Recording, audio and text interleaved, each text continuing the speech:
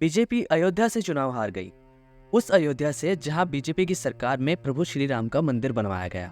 उस राम मंदिर को बनने में 500 साल लगे थे। बीजेपी के अलावा कोई ऐसी पार्टी नहीं है जिसने राम मंदिर का मुद्दा इतनी जोरों शोरों से उठाया और राम मंदिर को बनवा कर ही छोड़ा। अयोध्या में बीजेपी को चुनाव हरवाने के बाद जब अयोध्या वालों से पूछा जा रहा है कि आपने ऐसा क्यों किया, तो अयोध्या वाले कहते हैं कि हम राम भक्त हैं, अंधभक्त नहीं।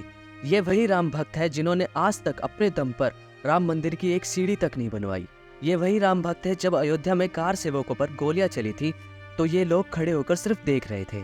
ये वही राम भक्त हैं जो अब कहते हैं कि मंदिर बनवाने में सिर्फ हमारा पैसा लगा है। खैर, असली अंधभक्त कौन है ये इन राम भक्तों को भी पता है। अपने पैरों पर कुल्हाड़ी मारना हिंदुओं की पहचान है। हम इस बात पर गौर करते हैं कि भाजपा ने ऐसा क्या किया कि वह अयोध्या से चुनाव हार गए। सबसे पहले बीजेपी ने अयोध्या की पहचान राम मंदिर अयोध्या वालों को दिया और बदले में अयोध्या वालों ने उन्हें चुनाव में हरवा दिया। भाजपा ने अयोध्या वालों को एक हाईटेक एयरपोर्ट बनवा कर दिया, बदले में अयोध्या वालों ने उन्हें चुनाव हरवा दिया। अयोध्या को नई सड़कें, नया रेलवे स्टेशन बनवा के दिया और बदले में अयोध्या वालों ने उन्हें चुनाव हरवा दिया। लगभग 85,000 करोड़ की लागत से अयोध्या का पुनर्विकास जारी है, जिसकी तय सीमा 2031 तक की है, लेकिन बदले में अयोध्या वालों ने बीजेपी को चुनाव हरवा दिया।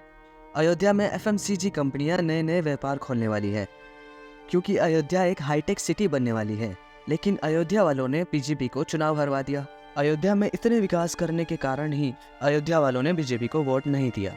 जिस अयोध्या में लोग जाना तक नहीं पसंद करते थे, उस अयोध्या में केवल एक साल में यानी 2021 में 32 लाख से ज्यादा श्रद्धालु आए थे, जिस कारण अयोध्या वालों का व्यापार बढ़ा और नए नए कारोबार करने का अवसर मिला और बदले में बीजेपी को चुनाव में हार का सामना करना पड़ा।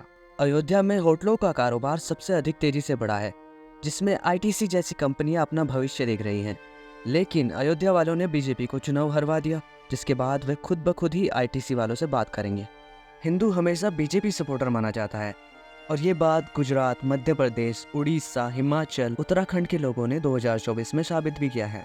लेकिन उत्तर प्रदेश के हिंदुओं ने कुछ अलग ही किया है और ऐसा पहली बार नहीं है। उत्तर प्रदेश के हिंदुओं ने अपने राजा तक का सम्मान नहीं किया, भगवान श्री राम को नहीं बख्शा, माता सीता को नहीं समझा, तो वह योगी और मोदी का साथ कहां तक देने वाले थे। लोगों ने अयोध्या वालों और यूपी वालों के साथ एक नया नाम जोड़ दिया है, जिसमें उन्हें विश्वासघाती, गद्दार और दोगला बताया जा रहा है। खैर, लोगों की वैचारिक भावनाएं आहत हुई है, इसलिए वह अपनी भावनाएं रख रहे हैं। लेकिन मुद्दा यह है कि इतनी अच्छी सरकार होने के बावजूद बीजेपी अयोध्या से हार कैसे गई। अयोध्या में हिंदू पॉपुलेशन 93% है, जो कि कागजों के अनुसार है, लेकिन कितना ही कम हो सकता है। लगभग 70%, 6% मुसलमान है, जो कि कागजों के अनुसार है, और कितना ही ज़्यादा हो सकता है, लगभग 10%। फिर भी बीजेपी अयोध्या से चुनाव हार जाती है क्योंकि वहाँ के हिंदू जातिवाद में बटे हुए हैं। इतनी हिंदू आबादी होने के बावजूद भाजपा वहाँ से हार गई। ऐसा नहीं है कि भाजपा ने विकास नहीं किया है।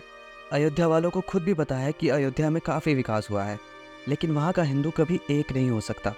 वहाँ का हिंदू हमेशा भागता रहा है। यूपी में बीजेपी के हारने का क्या परिणाम हो सकता है, यह आने वाले समय में लोगों को समझ में आ जाएगा और अयोध्या वालों को तो अच्छे से समझ में आ जाएगा।